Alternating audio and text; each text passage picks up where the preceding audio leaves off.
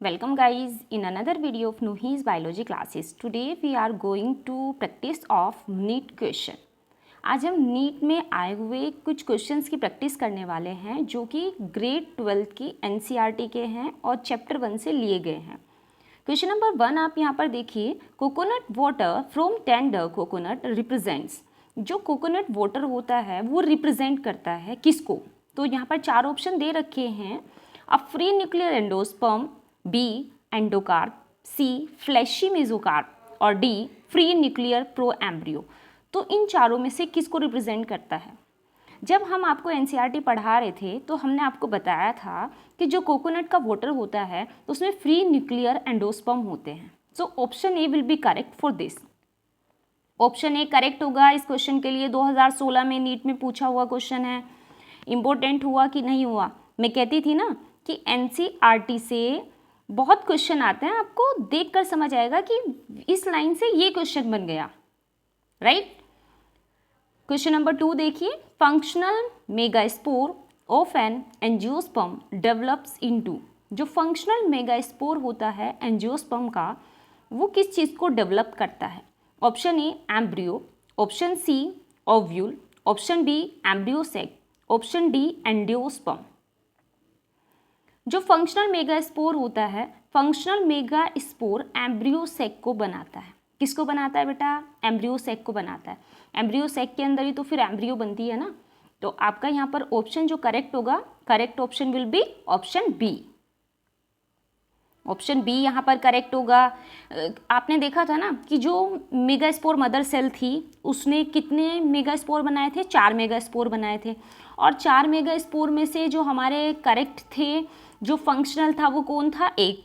वो फंक्शनल एक मेगास्पोर ने क्या बनाया था? एम्ब्रियो सैक बनाया था। Now I am moving on next question.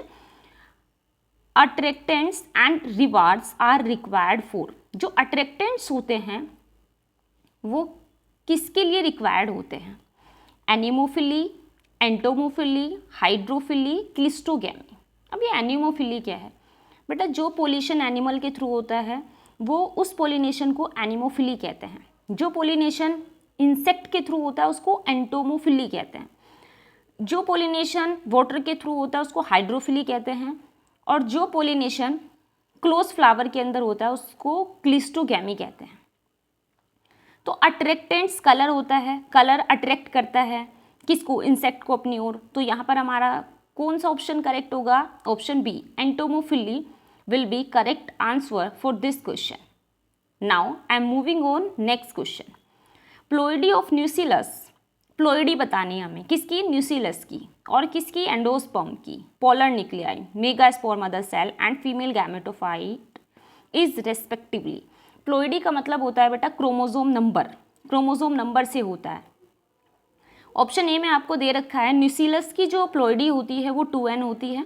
Endosperm हमेशा ही 3n होता है। तो आप देखिए 3n कहाँ नहीं है, कौन से ऑप्शन में नहीं है? डी ऑप्शन में नहीं है, डी को एलिमिनेट कर दीजिए। कौन कौन से ऑप्शन करेक्ट हो सकते हैं? A B C. डी तो हो ही नहीं सकता क्योंकि इसमें एंडोस्पर्म 3n नहीं है, ये बात तो सबको पता होती है। पोलर न्यूक्लियाई हमेशा हैप्लॉइड होता है, तो 2 पोलर न्यूक्लियाई वहाँ पर हैं। लेकिन यहाँ पर पोलर न्यूक्लियाई की बात हुई है ना, तो पोलर न्यूक्लियाई क्या होता है? n होता है। तो देखिए n कहाँ पर दिया हुआ है? ऑप्शन ए में दिया हुआ है। किस में दिया हुआ है? ऑप्शन ए में। बाकी सब जगह 2n लिखा हुआ है। So option A will be correct. आगे पढ़ने की जरूरत ही नहीं है बेटा, आपको पहले ही बता देना पोलर न्यूक्लियाई की जो प्लोइडी होती है वो n होती है। और वो n सिर्फ किस में दिया हुआ है? ऑप्शन ए में दिया हुआ है। फिर भी आगे देख लीजिए, मेगास्पोर मदर सेल 2n होती है, तो 2n आपको ऑप्शन ए में मिल रहा है। फीमेल गैमेटोफाइट n होता है, तो n आपको ऑप्शन ए में मिल रहा है। तो option A will be correct for this question. Gate it my point? Clear? All clear. Next देखिए, डबल फर्टिलाइजेशन इज। तो डबल फर्टिलाइजेशन कहाँ? एनसीईआरटी में आपने पढ़ा था। क्या पढ़ा था आपने डबल फर्टिलाइजेशन में? आपको याद आ जाएगा ऑप्शन पढ़ते ही। Fusion of 2 male gametes with 1 egg.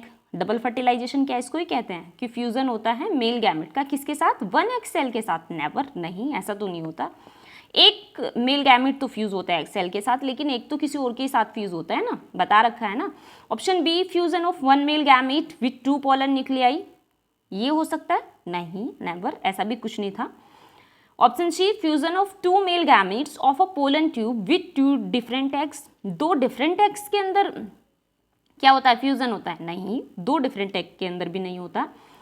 Option D syngamy and triple fusion, yes, double fertilization is a process of syngamy and triple fusion. NCERT में बार बार मैंने आपको बताया था कि हाईलाइट कर लीजिए, हाईलाइट कर लीजिए, नीट 2018 में पूछा हुआ क्वेश्चन है।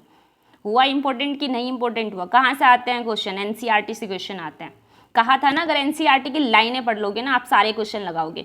अगर आपको किसी भी क्वेश्चन में कोई भी डाउट है, कोई भी प्रॉब्लम है, आप कमेंट बॉक्स में कमेंट डाल सकते हैं। I will explain in again lecture और again short video. Get it my point? I am moving on next question. Persistent nucellus in the seed is known as, जो persistent nucellus होता है seed के अंदर, उसको हम क्या कहते हैं? Option A chalaza, option B perisperm, option C hilum, option D tegmen. हम जो परसिस्टेंट न्यूसिलस बच जाता है सीड के अंदर, उसको हम पेरिस्पर्म कहते हैं। क्या कहते हैं बेटा? पेरिस्पर्म। चलिए नेक्स्ट क्वेश्चन की ओर मूव कीजिए। What is the fat of male gametes discharge at the synergy? जो फेट मेल गैमेट्स होता है, डिस्चार्ज होता है सिनर्जिड के दौरान, वो क्या होता है? Option A one fuses with egg other degenerate, one fuse हो जाता है एग सेल के साथ, अदर डिजेनरेट्स हो जाते हैं। Be all fuse with egg, all egg के साथ फ्यूज हो जाते हैं, नहीं ऐसा नहीं होता। Option C one fuses with egg other fuses with synergid, एक एग के साथ फ्यूज होता है, दूसरा सिनर्जिड के साथ, नहीं ऐसा नहीं होता। Option D one fuses with egg other fuses with central cell nuclei, बिल्कुल करेक्ट है, नीट 2019 में पूछा हुआ है। So option D will be correct for this.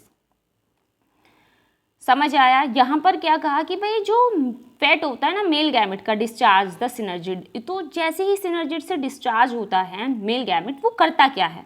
Fat का मतलब ये है ना, किस चीज़ को बनाएगा, क्या करेगा? तो वो फ्यूज करेगा ना एक सेल के साथ और सेंट्रल न्यूक्लियाई के साथ। नेक्स्ट आप देखिएगा, the body of the ovule is fused with the funicle at. The जो बॉडी होती है ओव्यूल की, वो किसके साथ फ्यूज करती है? Option A micropyle, option B nucellus, option C chalaza, option D hilum.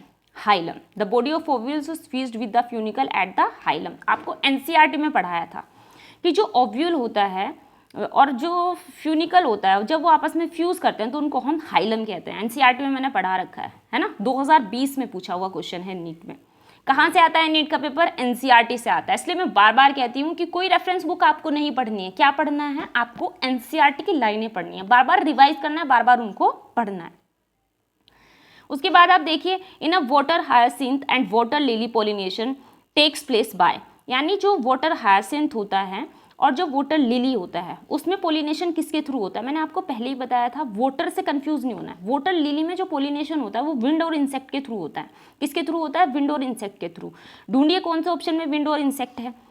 Water currents only, wind and water, water currents, water तो आएगा नहीं। विंड और वाटर आ गया, गलत हो गया। इंसेक्ट और वाटर आ गया, गलत हो गया। Option D insect and wind, this is the correct option for this. NEET 2020 में पूछा हुआ क्वेश्चन है, कितना इंपॉर्टेंट है देखिए, एनसीईआरटी की लाइन कितनी इंपॉर्टेंट है, हर एक वर्ड कितना इंपॉर्टेंट है, आप देख लीजिए खुद से। I am moving on next question. The plant parts which consist of 2 generations, one within the other. A option में ए जो पार्ट है वो क्या है? Pollen grains inside the anther. B germinated pollen grain with 2 male gametes, germinated pollen grain with 2 male gamete, yes. Seed inside fruit, D embryo sac inside the ovule. तो आपको क्या करना है? The plant parts which consist of 2 generations, one within the other. जो plant parts होते हैं 2 generation को रखते हैं, आपको वो बताना है। तो option C is a correct, A and D. Pollen grains inside the anther होते हैं, उसके अंदर एंथर के अंदर होते हैं पोलन ग्रेन्स, राइट। और फिर पोलन ग्रेन किसको बनाता है? पोलन ग्रेन किसको बनाता है? फर्टिलाइजेशन में पार्टिसिपेट करता है। डी यहाँ पर एम्ब्रियो सेक किसके अंदर होता है? ओव्यूल के अंदर होता है। तो इनके अंदर 2 जनरेशन होती है। I am moving on next question. In some plants thalamus contributes to fruit.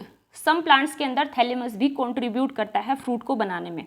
Such fruits are termed as, आपको पहले ही बताया था, फॉल्स फ्रूट।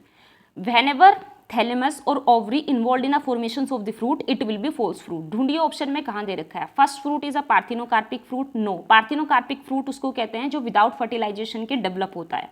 तो फॉल्स फ्रूट बी ऑप्शन में ही है, B option will be correct for this. Aggregate fruits नहीं, ऐसा नहीं होता है। ट्रू फ्रूट्स तो सिर्फ ओवरी से बनता है। नेक्स्ट देखिए, विच of the following is incorrect for wind pollinated plants.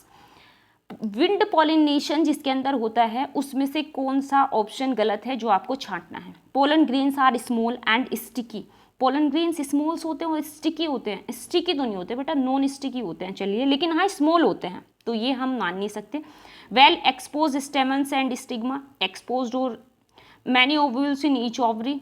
Flowers are small and not brightly coloured, ऐसा नहीं होता है। तो ओवरी के अंदर बहुत सारे ओव्यूल्स होते हैं जिसके अंदर ये देखने को मिलता है। Many ovules in each ovary. तो ये जो क्वेश्चन है ये बहुत ज़्यादा कंफ्यूजिंग है, आपको इनकरेक्ट पहचानना है। इनकरेक्ट पहचानना है। इनकरेक्ट में क्या लिखा हुआ, many ovules in each ovary. जिस ओवरी में बहुत सारे ओव्यूल्स होते हैं सिर्फ उसी में विंड पोलिनेशन होगा, तो यही गलत होगा, क्योंकि स्मॉल जो पोलन ग्रेन हो गए उसमें भी विंड पोलिनेशन हो सकता है, स्टिकी में नहीं हो सकता। तो यहाँ पर ये ऑप्शन नहीं हो सकता है, सी ऑप्शन आपको यहाँ पर लगाना है। नेक्स्ट देखिएगा question, in some members of which of the following pairs of families pollen grains retain their viability for months after release. In some members which of the following pairs of families pollen grains retain their viability, यानी pollen grain retain करते हैं अपनी viability को कितने months में होता है ये टाइम पीरियड। तो वो फैमिली कौन सी है, रोजेसी और लेग्यूमिनेसी। रोजेसी और लेग्यूमिनेसी, बी ऑप्शन में कह रहे हैं पोएसी रोजेसी, सी ऑप्शन में कह रहे हैं पोएसी लेग्यूमिनेसी और डी ऑप्शन में कह रहे हैं पोएसी और सोलेनेसी। नहीं, सोलेनेसी में ऐसा नहीं होता है, पोएसी में भी ऐसा नहीं होता है, तो आप यहाँ से लगाएंगे रोजेसी और लेग्यूमिनेसी। नीट 2021 में पूछा हुआ क्वेश्चन है, तो आपका जो इसमें ऑप्शन सही होगा वो होगा option A, Rosaceae and Leguminosae. अब आपको समझ आया होगा, आपने रोजेसी और लेग्यूमिनेसी एनसीईआरटी में पढ़ा कि नहीं पढ़ा? यस मैम पढ़ा है। आपने विंड पोलिनेशन एनसीईआरटी में पढ़ा कि नहीं पढ़ा? यस मैम ऑफ कोर्स पढ़ा है।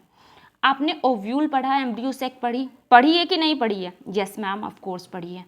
तो चीज़ें अगर आप एनसीईआरटी की लाइनों से समझते हुए पढ़ेंगे ना, आप कभी अपने फ्यूचर में मार नहीं खा सकते हैं।